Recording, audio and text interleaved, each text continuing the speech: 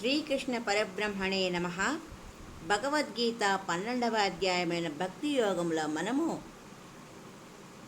సర్వారంభ పరిత్యాగి అన్న పదంలో ఉదాహరణగా అవగాహన లేని ఒక మంత్రి గారు ఇదివరకే ఉన్న విషయాన్ని మరలా కొత్తగా ప్రారంభిస్తున్నట్టు ఒక నదికి శంకుస్థాపన చేశారు అని మనము చెప్పుకున్నాము. అందులో భక్తుడైన వాడికి ఉండవలసినది నిరహంకారము అని చెప్పుకున్నాము.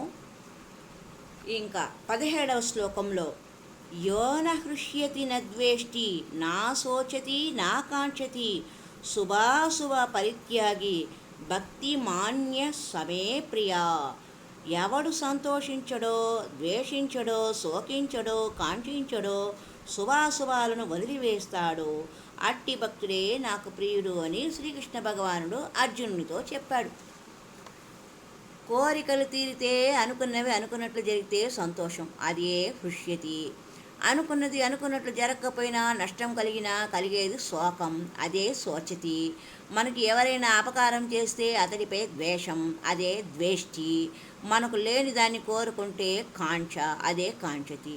ఈ హృష్యతి, శోచతి, ద్వేషి, కాంక్షతి ఈ లక్షణాలన్నీ సామాన్యులైన మనకుంటాయి, కానీ భక్తులమైన వాళ్ళకి ఉండదు.